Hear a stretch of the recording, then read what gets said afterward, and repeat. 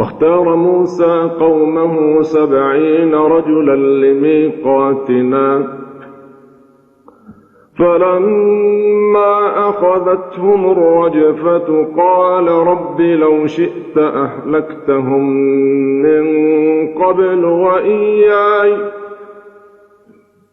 أتهلكنا بما فعل السفهاء منا إن هي إلا فتنتك تضل بها من تشاء وتهدي من تشاء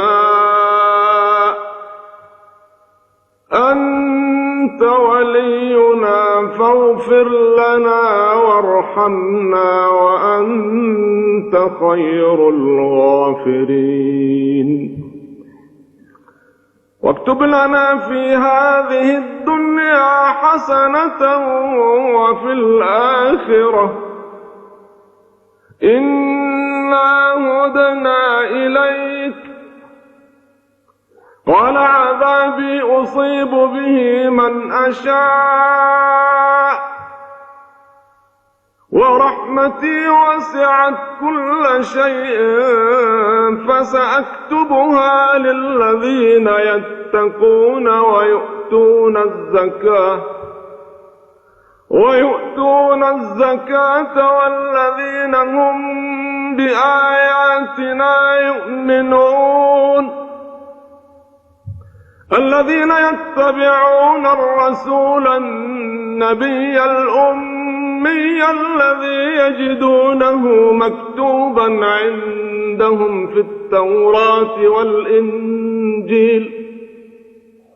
يأمرهم بالمعروف وينهاهم عن المنكر ويحل لهم الطيبات ويحرم عليهم الخبائث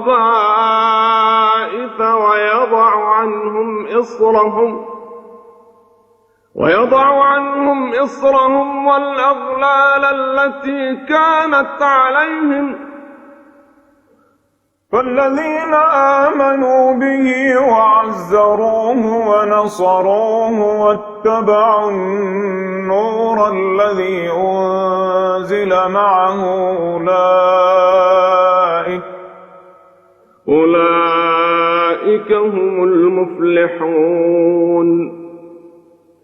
قل يا أيها الناس إني رسول الله إليكم جميعا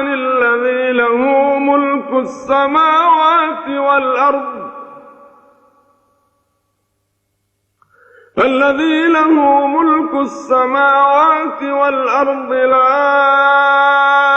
إله إلا هو يحيي ويميت فآمنوا بالله ورسوله النبي الأمي الذي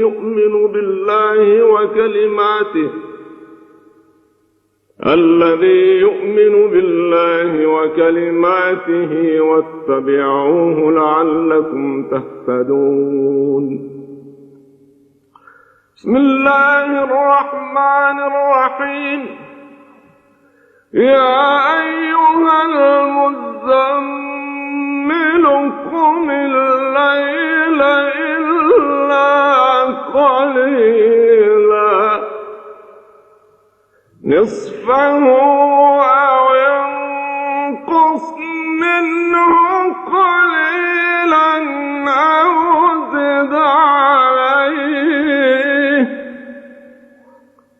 أو زد عليه ورتل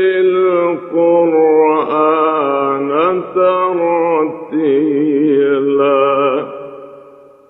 صدق الله